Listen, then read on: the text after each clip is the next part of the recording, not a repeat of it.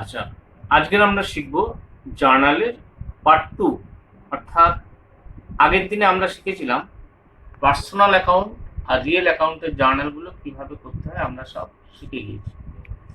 আজকের আমরা শিখব জার্নালের পার্ট 2, অর্থাৎ নমিনাল অ্যাকাউন্টের জার্নালগুলো কিভাবে করতে হয় সেটাই আমি তোমাদের আজকে দেখাবো। নমিনাল অ্যাকাউন্টে কোনগুলো নমিনাল অ্যাকাউন্ট, যেমন ধরো rent, salary, wages, interest, commission, discount, এগুলো সব নমিনাল অ্যাকাউন্ট। এই যে ইন্টারেস্ট কখন ডেবিট হবে আর কখন ক্রেডিট হবে, স্যালারি, ওয়েজেস, এদের ডেবিট ক্রেডিটের নিয়মটাই বা কি, সেইটা আমি তোমাদের বলবো। নমিনাল অ্যাকাউন্টের ক্ষেত্রে সেই ডেবিট হবে যেটা এক্সপেন্সেস এবং losses, all expenses and losses will be debit. তাহলে ক্রেডিট কে হবে? ক্রেডিট হবে সমস্ত ইনকাম অ্যান্ড প্রফিট। তাহলে সমস্ত খরচ, ক্ষতি, এক্সপেন্সেস, লস সব ডেবিট হবে, আর ক্রেডিট হবে সব ইনকাম, প্রফিট, এইসবগুলো ক্রেডিট হবে। আমি একবার এটা খাতায় লিখে তোমাদের দেখাবার চেষ্টা করছি। দেখো, নমিনাল অ্যাকাউন্টের একটা লিস্ট আমি দিয়েছি। রেন্ট, রেন্ট মানে ভাড়া। স্যালারি, স্যালারি মানে হচ্ছে বেতন। ডিসকাউন্ট, ডিসকাউন্ট মানে হচ্ছে বাট্টা। কমিশন, কমিশন মানে হচ্ছে ছাড়। ইন্টারেস্ট, ইন্টারেস্ট মানে সুদ। ডেপ্রিসিয়েশন, ডেপ্রিসিয়েশন মানে অবচয়। অপচয় ভেবো না যেন, অবচয়। অর্থাৎ মেশিন, ফার্নিচার এসবের যে ভ্যালু কমে যাওয়া সেটাকেই বলছে depreciation. Bad date, bad date মানে কুঋণ। অর্থাৎ কোনো কাস্টমার যদি কোনো টাকা আমার না দেয়, মেরে দেয় টাকাটা, তখন সেটাকে বলা হয় ব্যাড ডেট। ওয়েজেস, ওয়েজেস মানে মজুরি। ট্রেড এক্সপেন্সেস, ট্রেড এক্সপেন্সেস মানে ব্যবসায়িক খরচ। রিপেয়ার্স, রিপেয়ার্স মানে সারাই খরচ, এক্সপেন্সেস এবং যে কোনো খরচ। এই সমস্ত লিস্ট হচ্ছে নমিনাল অ্যাকাউন্টের লিস্ট। এদের মধ্যে কেউ কেউ কখনো কখনো ডেবিট হবে, কেউ কেউ কখনো কখনো ক্রেডিট হবে। তাহলে ডেবিট এবং ক্রেডিট হওয়ার নিয়মটা কি দেখো, এখানে এক্সপেন্সেস অ্যান্ড লসেস এগুলোই হচ্ছে আমার ডেবিট হবে। আর ডেবিটকে তোমরা আগেই শিখেছো, প্রথমে লিখতে হয়, প্রথম লাইনে লিখতে হয় ডেবিট। তাহলে এক্সপেন্সেস আর লস যে হবে সেটাই ডেবিট হবে। আর ক্রেডিট যেটা হবে সেটা তোমরা আগেই শিখেছো, নিচের লাইনে লিখতে হয়, একটা 2 দিয়ে ক্রেডিটটা লিখতে হয়। ক্রেডিট হবে ইনকাম অ্যান্ড প্রফিট, এটা ক্রেডিট হবে। তাহলে এখন আমি তোমাদের কিভাবে ডেবিট ক্রেডিট হয় সেটা দেখাচ্ছি। আমি তোমাদের এখন কিছু এক্সাম্পল দিয়ে এটা বোঝাবার চেষ্টা করছি। যেমন 1 নম্বর এক্সাম্পলে তোমরা দেখতে পাচ্ছ পেইড ওয়েজেস ₹4000। পেইড এর আগে একটা আই ধরে নিতে হয়, মানে আই পেইড, আমি পেইড করেছি ওয়েজেস 4000 টাকা। পেইড কথাটার মানে টাকা চলে যাচ্ছে, তেমন টাকাটা কিন্তু নমিনাল অ্যাকাউন্ট নয়, মানে ক্যাশ নমিনাল অ্যাকাউন্ট নয়।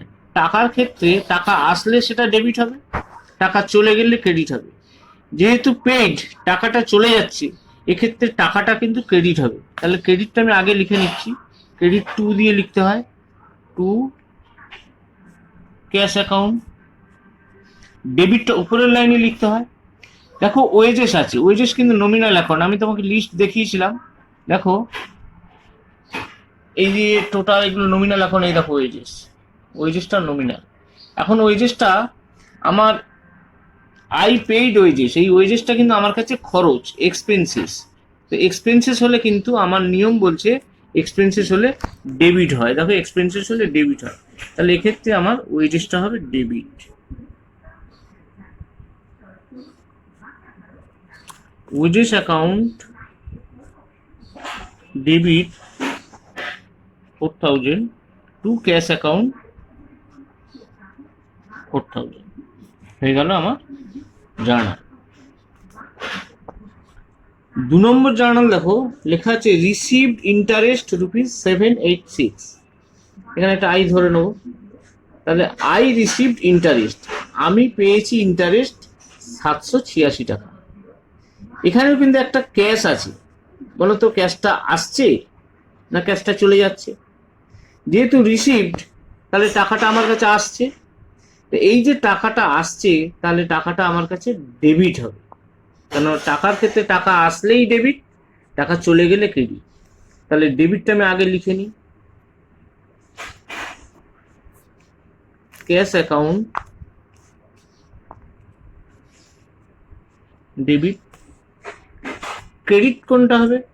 দেখো এখানের মধ্যে একটা নমিনাল আছে, ইন্টারেস্ট। ইন্টারেস্ট কিন্তু নমিনাল। এ দেখো আমি লিস্টে দিয়েছিলাম, এই দেখো ইন্টারেস্ট, এটা একটা নমিনাল অ্যাকাউন্ট।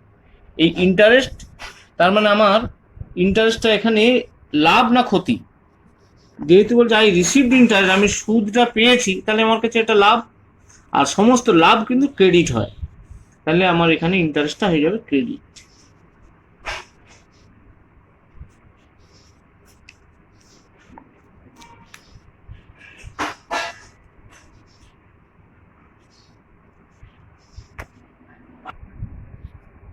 তাহলে এই দুটো উদাহরণ থেকে আমরা জানলাম খরচ হলে, নমিনাল অ্যাকাউন্ট যদি খরচ হয় তাহলে কিন্তু সেটা ডেবিট হবে, কিন্তু ওটা যদি আমার কাছে লাভ হয় বা ইনকাম হয় তাহলে আবার সেটা ক্রেডিট হবে। আর প্রত্যেকটা নমিনালের সঙ্গে একটা রিয়েল বা একটা পার্সোনাল থাকতে পারে, বেশিরভাগ ক্ষেত্রে রিয়েলটা থাকে, ক্যাশ বা ব্যাংক থাকে। ক্যাশটা কিন্তু সেই পার্ট ওয়ানে যে জার্নাল ছিল সেই নিয়মে, যে ক্যাশ আসলে ক্যাশটা ডেবিট, ক্যাশ চলে গেলে ক্যাশটা ক্রেডিট। ক্যাশ যদি ডেবিট হয় তাহলে নিশ্চয়ই সেই নমিনালটা হবে ক্রেডিট, আবার উল্টো দিকে ক্যাশ যদি ক্রেডিট হয় তাহলে সেই নমিনালটা হয়ে যাবে ডেবিট। আসা যাক এবার 3 নম্বর উদাহরণ দিয়ে আমি কি শেখাচ্ছি। আচ্ছা, 3 নম্বরে দেখো দেওয়া আছে পেইড স্যালারি ₹50,000 বাই চেক, মানে একটা আই ভেবে নিতে হবে। তাহলে আই পেইড স্যালারি ₹50,000, আমি স্যালারি পেইড করেছি 50,000 টাকা বাই চেক, চেক দিয়ে। তাহলে আমাকে বলো তো স্যালারি তো নিশ্চয়ই নমিনাল, আমি লিস্টে দিয়েছি, আরেকবার দেখিয়ে দিচ্ছি। এই দেখো স্যালারি নমিনাল, তাহলে নমিনালের নিয়ম হবে স্যালারি। তাহলে আমার কাছে বলো স্যালারিটা আমার কাছে ইনকাম না লস? পেইড, পেইড মানে আমি টাকা দিয়েছি, তাহলে স্যালারিটা খরচ, তাহলে এই স্যালারিটা কিন্তু আমার কাছে ডেবিট হবে, কারণ খরচ মাত্রই ডেবিট হয়, তাহলে স্যালারিটা হয়ে যাবে ডেবিট। আবারও লিখতে লিখতে বলছি, যে কোনো খরচ নমিনাল অ্যাকাউন্টের ক্ষেত্রে ডেবিট হয়, তাহলে ক্রেডিট কে হবে? দেখো এর মধ্যে টাকা আছে, পেইড, পেইড মানে টাকাটা চলে যাচ্ছে, যেহেতু টাকা চলে যাচ্ছে তাহলে ক্যাশটা আমার কাছে, ও এখানে চেক আছে, ক্যাশ লেখা যাবে না, এখানে লিখতে হবে ব্যাংক। আগেই শিখেছো চেক থাকলে ব্যাংক লিখতে হয়।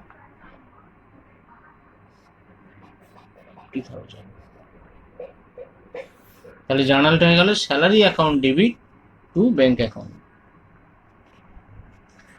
আচ্ছা, 4 নম্বর জার্নালটা একটু বুঝিয়ে দিই। 4 নম্বর বলেছি depreciate 10% per Anam on machinery ₹1 lakh. আচ্ছা, 4 নম্বরের আগে আমি 5 নম্বরটা আগে বলে দিই। 5 নম্বরে বলেছি received interest ₹420 on bank balance, এখানেও একটা আই ভেবে নিতে হবে। তাহলে আই রিসিভড ইন্টারেস্ট, আমি পেয়েছি সুদ ₹420 টাকা অন ব্যাংক ব্যালেন্স, অর্থাৎ ব্যাংকে যে ব্যালেন্স আছে তার উপর 420 টাকা আমি সুদ পেয়েছি। তাহলে এখানে বলো ইন্টারেস্ট আমার কাছে মানে খরচ নাকি আয়, ইনকাম? এক্ষেত্রে কিন্তু যেহেতু রিসিভড ইন্টারেস্ট বলেছে, এক্ষেত্রে কিন্তু ইন্টারেস্টটা আমার কাছে ইনকাম। তাহলে তোমরাই বলো ইন্টারেস্টটা ডেবিট হবে না ক্রেডিট হবে? নমিনালের নিয়ম হচ্ছে আমার কাছে ইনকাম হলেই সেটা ক্রেডিট হবে, তাহলে এক্ষেত্রে যেহেতু ইন্টারেস্টটা আমার কাছে ইনকাম, সেহেতু ইন্টারেস্টটা কিন্তু ক্রেডিট হবে টু ইন্টারেস্ট।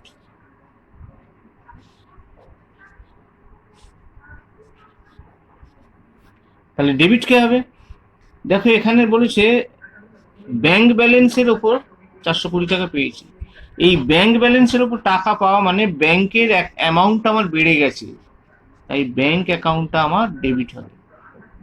ব্যাংকের সুদ কিন্তু হাতে দেয় না, ব্যাংকের অ্যাকাউন্টেই বাড়িয়ে দেয়, তাই ব্যাংক অ্যাকাউন্ট হবে ডেবিট টু ইন্টারেস্ট অ্যাকাউন্ট 420। বোঝা গেল? এইবারে আসবো আমি চারেরটা। বলেছে depreciate 10% per Anam on furniture, 1,00,000 টাকা। অর্থাৎ 1,00,000 টাকার যে মেশিন তার উপর ডেপ্রিসিয়েশন করো 10%। এক্ষেত্রে মেশিনটার দাম বলেছে 1,00,000 টাকা।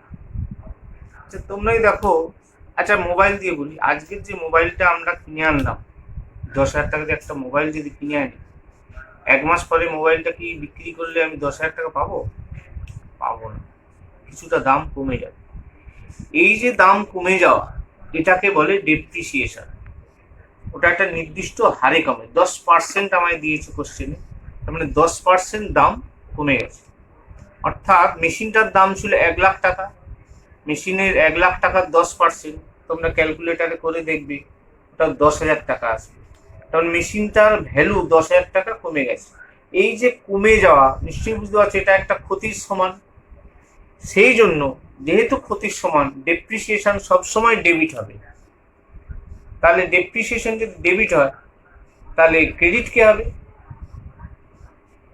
ডেপ্রিসিয়েশন সবসময় ডেবিট হয়, ক্রেডিট হবে মেশিন, কারণ মেশিনের ভ্যালুটা কমে গেছে। তাহলে চলো কিভাবে জার্নালটা লিখতে হয় দেখে নিচ্ছি। দেখো ডেপ্রিসিয়েশন 10%, এই যে 10%, 1,00,000 টাকা মেশিনটার দাম, এই 1,00,000 টাকার 10% হিসাব করলে হবে 10,000 টাকা।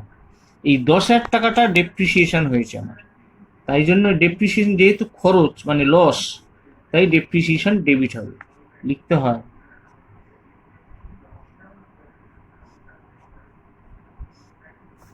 ডেপ্রিসিয়েশন অন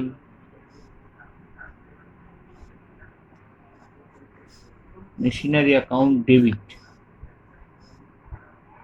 দেখো যদি ফার্নিচার দিত তাহলে লিখতাম ডেপ্রিসিয়েশন অন ফার্নিচার, যদি বিল্ডিং দিত তাহলে লিখতাম ডেপ্রিসিয়েশন অন বিল্ডিং, যেটা দেবে। টু ক্রেডিট কে হবে? মেশিনারির দামটা যেহেতু কমে গেল, টু মেশিনারি অ্যাকাউন্ট।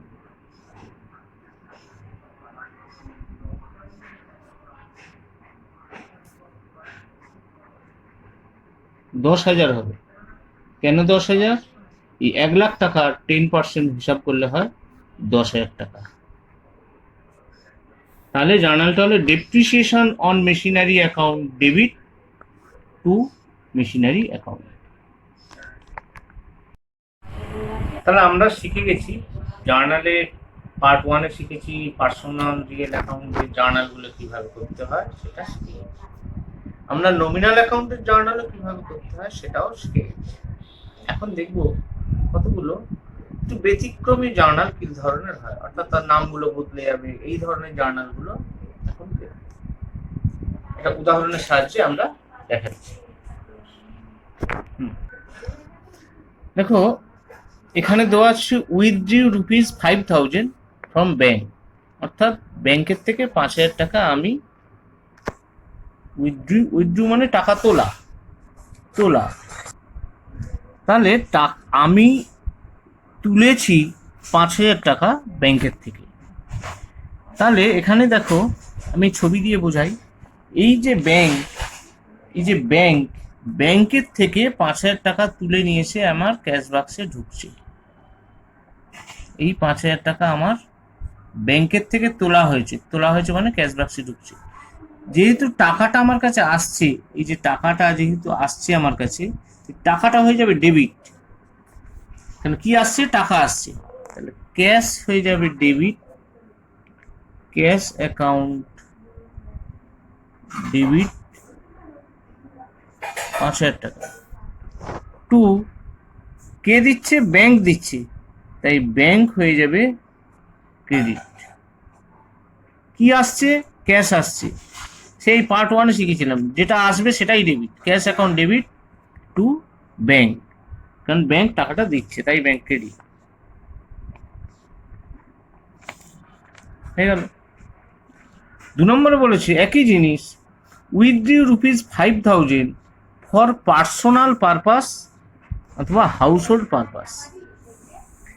এখানে মানে টাকাটা তুলেছি 5,000 টাকা ব্যক্তিগত উদ্দেশ্যে বা ঘরোয়া উদ্দেশ্যে। এখানে বলে রাখি, ব্যক্তিগত উদ্দেশ্যে যদি টাকা তোলা হয় তাহলে পার্সোনাল পারপাস মানে ঘরোয়া উদ্দেশ্যে যদি টাকা তোলা হয় তাহলে কিন্তু সেইটা ড্রয়িংস লিখতে হয়। সেক্ষেত্রে কিন্তু টাকা আসছে মানে ক্যাশ আসছে বলে ক্যাশ ডেবিট হবে না। এখানে যেমন ক্যাশটা ডেবিট হয়েছিল, এক্ষেত্রে কিন্তু ড্রয়িংস অ্যাকাউন্ট ডেবিট হবে। ড্রয়িংস অ্যাকাউন্ট ডেবিট লিখতে আবার একটু মনে করিয়ে দিই, যদি পার্সোনাল পারপাস বা হাউস হোল্ড পারপাস হয় তাহলে সেক্ষেত্রে কিন্তু ডেবিট হবে drawings. Drawings account debit. Credit কে হবে না, টাকাটা কোথা থেকে তোলা হচ্ছে, টাকাটা কি ক্যাশ বাক্স থেকে তোলা হচ্ছে নাকি ব্যাংক থেকে টাকাটা তোলা হচ্ছে। যদি ব্যাংক থেকে টাকাটা তোলা হয় তাহলে ব্যাংক ক্রেডিট হবে, যদি ক্যাশ বাক্স থেকে টাকাটা তোলা হয় তাহলে তোমার ক্যাশ ক্রেডিট হবে। এই ক্ষেত্রে টাকাটা কোথা থেকে তোলা হচ্ছে বলেনি, যেহেতু বলেনি সেহেতু আমাকে ধরে নিতে হবে ক্যাশ বাক্স থেকে টাকাটা তোলা হচ্ছে টু ক্যাশ অ্যাকাউন্ট। যদি বলতো ফ্রম ব্যাংক, ব্যাংক থেকে টাকা তোলা হয়েছে, তাহলে কিন্তু লিখতাম drawings account debit to bank account লিখতাম।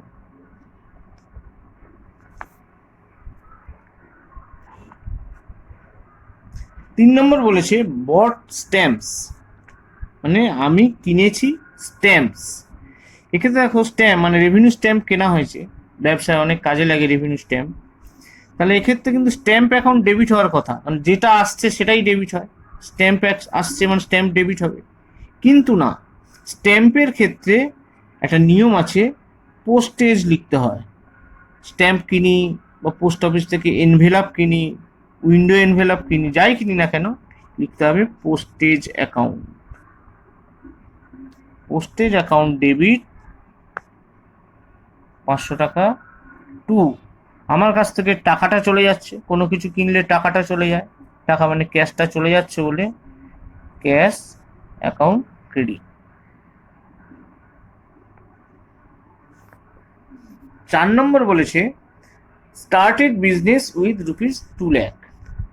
একটু মনে করে দিই, এই যে জার্নালটা, এটা অন্য ভাষা দিয়ে প্রত্যেকটা, যখনই তোমার 5টা বা 10টা জার্নাল করতে দেবে শুরুতে এইটা থাকার চান্স। প্রত্যেকটা জার্নাল, প্রত্যেকটা অঙ্কেই শুরুতে ব্যবসা শুরু করার জার্নালটা দিতে পারে।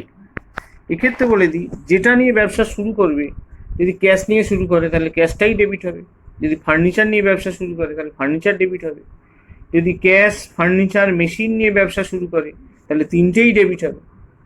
এক্ষেত্রে বলেছে স্টার্টেড বিজনেস উইথ ₹2 লাখ, মানে 2 লাখ টাকা দিয়ে ব্যবসা শুরু করছে, তাহলে এই 2 লাখ টাকা মানে ক্যাশটাই ডেবিট হবে, ক্যাশ অ্যাকাউন্ট ডেবিট